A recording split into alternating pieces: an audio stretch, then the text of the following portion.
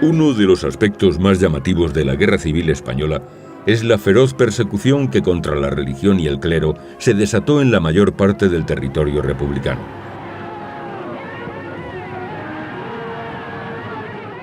Cerca de 7.000 eclesiásticos y miles de seglares asesinados a causa de su fe, 978 mártires ya proclamados por la Iglesia Católica y miles de edificios religiosos saqueados o destruidos dan buena cuenta de la mayor persecución que jamás haya sufrido la Iglesia en España.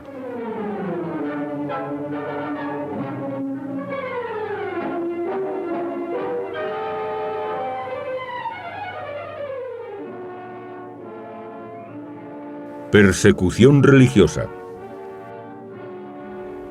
Cuenta Miguel Maura en sus memorias que nada más tomar posesión de su cargo como ministro de Gobernación del Gobierno Provisional de la República, recibió el telegrama de un alcalde que le decía: «Ya hemos detenido al cura, ¿qué hacemos con él?». Desgraciadamente, el anticatolicismo radical de gran parte de la izquierda española convirtió la cuestión religiosa en uno de los elementos de tensión permanentes de la Segunda República. La destrucción de centenares de edificios religiosos a lo largo del régimen y el asesinato de más de 30 eclesiásticos durante la Revolución de Octubre de 1934 no fueron sino un pálido preludio de lo que había de ocurrir a partir del comienzo de la Guerra Civil Española. El 15 de abril de 1931, el Debate, órgano oficioso del catolicismo español, dirigido por el luego cardenal Ángel Herrera Oria, se posicionó ante la recién proclamada República.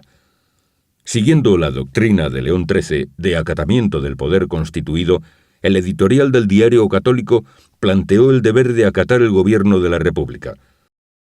De acuerdo con las instrucciones recibidas de Roma, la misma postura fue mantenida en las pastorales publicadas por todos los obispos, aunque la del cardenal Segura, arzobispo de Toledo, incluía unos párrafos de alabanza a Alfonso XIII que causaron las iras del gobierno republicano.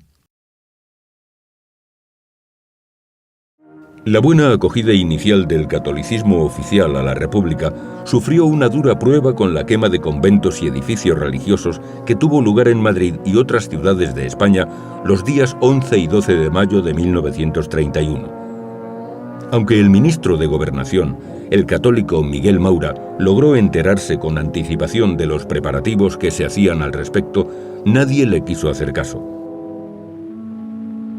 Cuando al Consejo de Ministros del día 11 llegaron noticias de que estaba ardiendo una residencia de jesuitas, Maura quiso tomar medidas para impedirlo, pero le fue imposible ante la frontal oposición de Manuel Azaña, que pronunció entonces una de sus más célebres frases: «Todos los conventos de Madrid no valen la vida de un republicano». Y amenazó con abandonar el gobierno si se producía un solo herido por esa estupidez.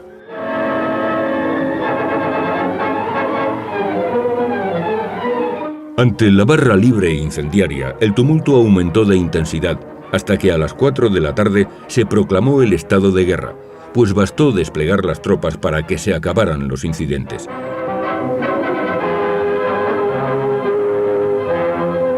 El ejemplo fue seguido en el resto de España, incendiándose iglesias en las ciudades donde las autoridades optaron por inhibirse, y no alterándose la tranquilidad pública, donde dieron a conocer su voluntad de impedir los incidentes.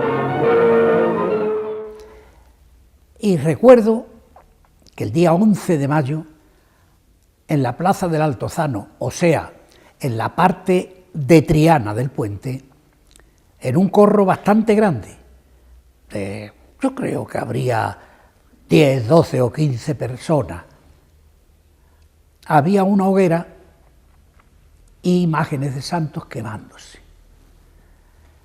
Eso me causó bastante impresión, pero lo que a mí me causó impresión fue ver que los hombres que estaban rodeando aquello, bebiendo vino, pegando gritos, con escopetas, se estaban meando encima de las imágenes que estaban ardiendo. Eso lo viví yo siendo niño. Yo estaba en Logroño. Mi padre era el presidente de la audiencia de Logroño. Y todo el mundo sabía que iban a arder los conventos.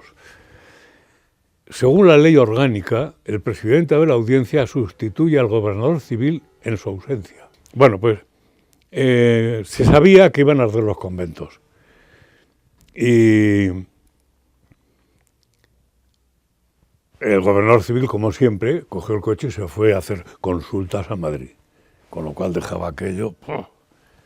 Y mi padre se sentó y mandó llamar al jefe de la Guardia Civil, al jefe de la Guardia de Seguridad, que se llamaba entonces, luego se llamó Guardia de Asalto y luego se había llamado Policía Nacional, pues la Guardia de Seguridad y al gobernador militar.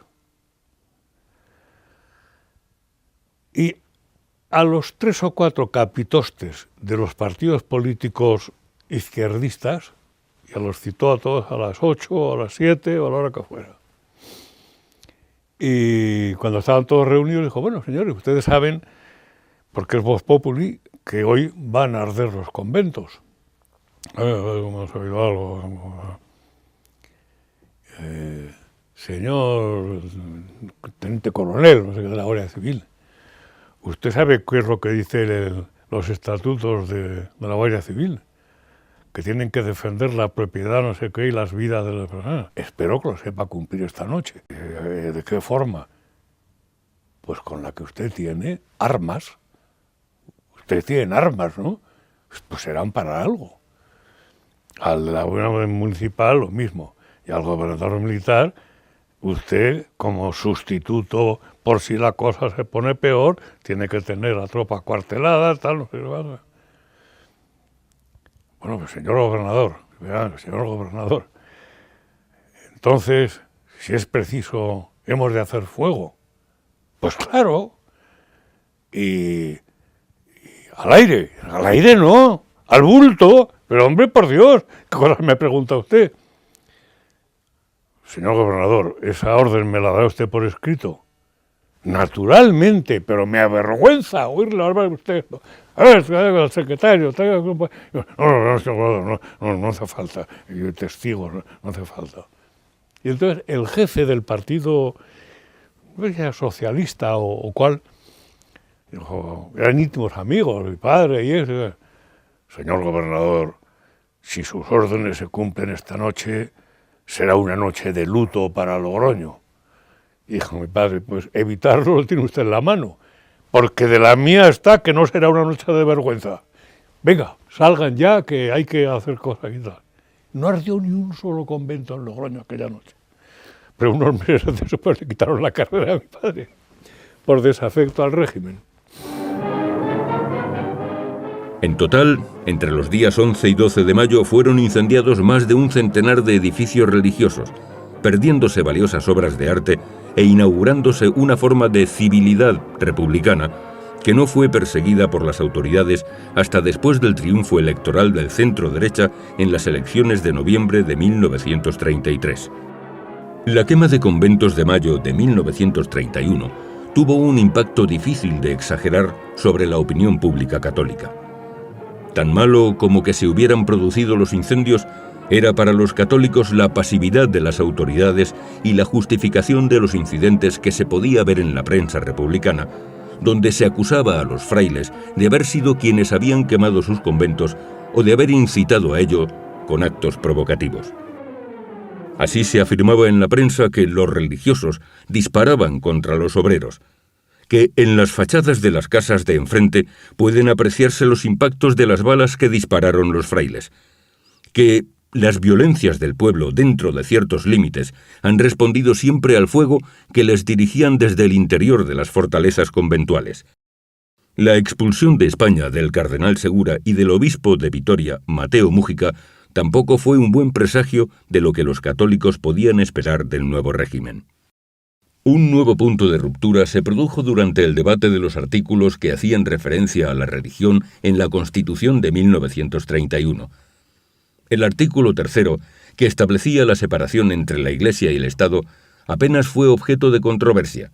No así el artículo 26, auténtico punto neurálgico de la Constitución, que en su primera redacción suponía no solo la supresión del presupuesto de culto y clero, sino también la disolución de todas las órdenes religiosas y la nacionalización de sus bienes. Frente a las protestas de varios diputados católicos, la respuesta del ministro de Fomento, el radical socialista Álvaro de Albornoz, no pudo ser más contundente. Una constitución no puede ser nunca una transacción entre los partidos. No más abrazos de Vergara, no más pactos de El Pardo, no más transacciones con el enemigo irreconciliable de nuestros sentimientos y de nuestras ideas. Si estos hombres creen que pueden hacer una guerra civil, que la hagan. Eso es lo moral, eso es lo fecundo. La intervención central del debate acabó siendo la de Manuel Azaña, que pronunció aquí una de sus frases más célebres. España ha dejado de ser católica. El problema político consiguiente es organizar el Estado en forma tal que quede adecuado a esta fase nueva e histórica del pueblo español. Que haya en España millones de creyentes yo no os lo discuto, pero lo que da el ser religioso de un país, de un pueblo y de una sociedad no es la suma numérica de creencias o de creyentes, sino el esfuerzo creador de su mente, el rumbo que sigue su cultura.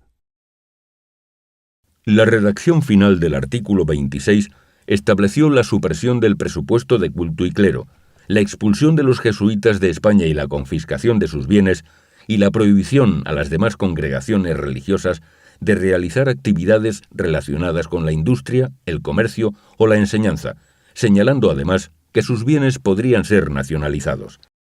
El anticlericalismo del primer gobierno republicano y del primer parlamento republicano, con las medidas tomadas no meramente en la Constitución, pero también a través de las políticas del gobierno, también a escala provincial y municipal, y las medidas posteriores hicieron muy difícil entonces la vida de coexistencia, digamos, amistosa entre la Iglesia Católica y los católicos de un lado y las fuerzas de izquierda del otro. Y esto es bastante irónico porque por primera vez en la historia de España, ya por el año 31, con la venida de la República, los directores, los jefes, obispos, la jerarquía de la Iglesia estaba dispuesta entonces a aceptar la separación de la Iglesia y el Estado, más o menos según la fórmula americana de Iglesia libre dentro de un Estado libre, pero eso fue algo que no fue aceptado de ningún modo por los partidos de izquierda. Así que se empezó entonces con la política de persecución en contra de la Iglesia y de los mismos católicos. Sin embargo, la política de los líderes de la Iglesia y de los líderes de la opinión católica de España era a lo menos de aceptar la legalidad republicana y participar en su vida política en la esperanza de poder entonces cambiar esta política anticlerical y rectificar también otras medidas de la Constitución y de la política republicanas. Luego, al instalarse la República, aquí yo creo que los intelectuales republicanos, Azaña, cometieron errores garrafales, también en la promulgación de la Constitución republicana del 31, porque abonaron un anticlericalismo que en muchos aspectos era innecesario. La famosa frase de Azaña, España dejado de ser católica, demostraba una ignorancia supina sobre, en fin, la incidencia que aún la religión tenía entre muchos sectores de la sociedad española. Durante el resto del primer bienio de la República, en el que las izquierdas se mantuvieron en el poder, se sucedieron medidas anticlericales de muy diverso calado, de las cuales la más importante fue la Ley de Congregaciones Religiosas de 1933, que en buena parte no era sino un desarrollo de la Constitución. Junto a ella hubo medidas tales como la supresión de la cabalgata de Reyes en Madrid, la de las procesiones de Semana Santa en numerosas ciudades españolas y la prohibición de tocar las campanas en bastantes municipios. Esta medida fue sustituida por otros ayuntamientos más pragmáticos por un impuesto sobre el uso de las mismas. Yo recuerdo que incluso se prohibían las procesiones por las calles. estoy de acuerdo, porque tienen que molestar a la gente que no les gusta, ¿no? Esto sí que me acuerdo muy bien. Otra de las medidas adoptadas fue la retirada de los crucifijos de los centros públicos, lo que a veces daba lugar a curiosas escenas. Mi padre me pagaba unas clases de refuerzo con un maestro nacional que venía a casa por las tardes, al atardecer, me daba unas clases particulares. Y de vez en cuando me llevaba a una escuela pública que había en Atocha, de la cual él era titular. Y un día me llevó, porque iban a venir unos señores de Madrid. Y entonces lo de Madrid era una cosa tremenda, mítica. Que vienen los señores de Madrid, una cosa mítica. Pues lo primero que hacen es descolgar el crucifijo. Bueno, los chavales se quedan un poco perplejos. Pero el golpe no fue con ser tan importante. Llegan los tíos y descuelgan del aula del colegio, de la escuela pública donde trabajaba este maestro, descuelgan el crucifijo.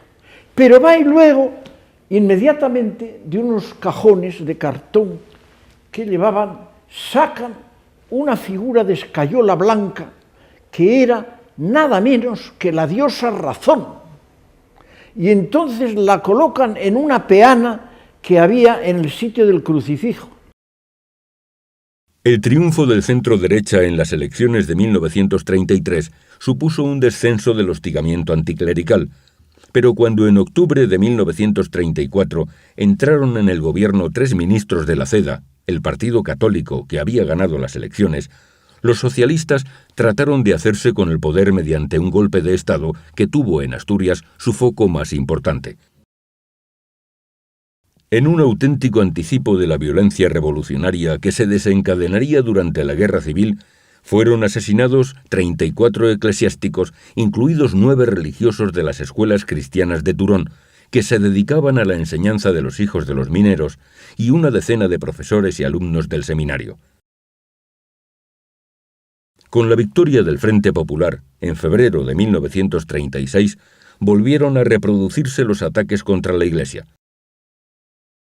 Según los datos de Blázquez de Miguel, entre el 17 de febrero y el 17 de julio de 1936 se quemaron 239 iglesias y se profanaron 218 más. Vinieron y asaltaron la iglesia que estaba cerrada, pero se apoderaron del vestimento, la vestimenta que había guardada. Se vistieron los revolucionarios, comprometiendo a gente del pueblo, se vistieron, eso ya el 35 y el 36, 35-36, se vistieron de curas, de monjas, de frailes, como haciendo una procesión. Nosotros vivíamos en la Glorieta de San Bernardo, y a la calle San Bernardo, un poquito más arriba, había un edificio que era nuestra parroquia de la Señora de los Dolores. Y yo pertenecía a Acción Católica. ¿Por qué? Pues porque varios amigos también estaban, pues uno más, ahora allí estamos. Y recuerdo un día que estábamos en la puerta de la iglesia y había unos tíos mal encarados, como no te puedes imaginar, allí mirando a la gente y tal. Y en esto paró un taxi y bajó una señora anciana con un bastón andando a duras penas. Y uno de ellos dijo: «¡Ándate a puta! Vete a besar el culo a los curas a ver si Dios te devuelve la pata». A mí aquello, yo tenía 12 años, aquello me impresionó. Era tremendo. En la República la religión era el opio del pueblo, el enemigo del no sé qué, vamos, se atacaba a base de bien, vamos. Sin embargo, a estas alturas de 1936, había también iniciativas para defender los templos, siendo digna de destacar la efectividad del requeté de Jerez, que tras advertir al alcalde de lo que podía ocurrir si se atentaba contra las iglesias, rechazó a tiro limpio el 14 de abril a quienes trataron de asaltar el convento de San Francisco. El día 15 se presentaron 3 camionetas de guardias de asalto para reforzar a los incendiarios. Los requetés cubrieron todas las iglesias de Jerez y defendieron a tiros Santo Domingo, San Miguel, El Carmen y las Reparadoras, única que resultó dañada, pues los defensores tuvieron que huir tras agotar sus municiones.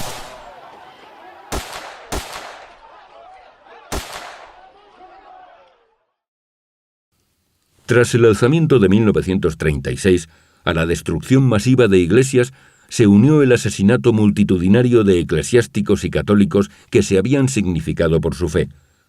El 2 de agosto de 1936, el dirigente revolucionario André Unín escribía en La Vanguardia: La clase obrera ha resuelto el problema de la Iglesia sencillamente no dejando en pie ni una siquiera. Los maristas, los escolapios, Belén, La Merced, San Jaime, todos los reductos del jesuitismo y de la clerigalla, allí donde con el pretexto del culto católico se conspiraba contra la libertad, todos esos lugares revestidos de santidad cayeron bajo el empuje de las masas encendidas de coraje y alumbraron con sus llamas el alba roja de que está tiñéndose el horizonte español. Este fervor iconoclasta pudo ser en ocasiones perjudicial para sus promotores al distraerlos de otras ocupaciones. El mismo 18 de julio, en Sevilla se quemaron,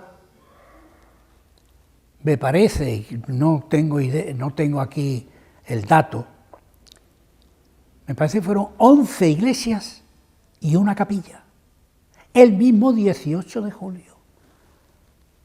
Pero como Dios escribe derecho en renglones torcidos, hay algunos que opinamos, entre ellos yo, que el que los rojos se dedicaran a quemar iglesias impidió que toda, pues Sevilla se llamaba Sevilla la Roja, había muchísima gente marxista.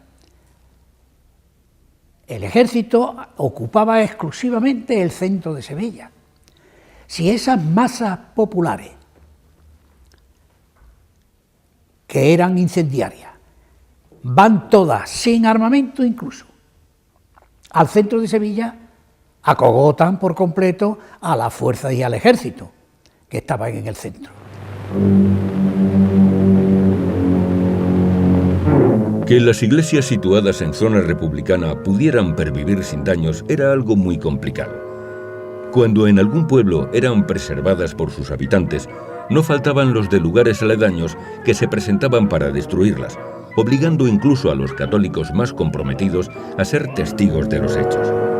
Mi pueblo está en una aguada, arriba está la Cuesta de los Regallos, el puerto de las Traviesas, y hasta allí llegaban las columnas, los revolucionarios de Barcelona, del Bajo Aragón, todo eso, allí venía los grandes revolucionarios, tal.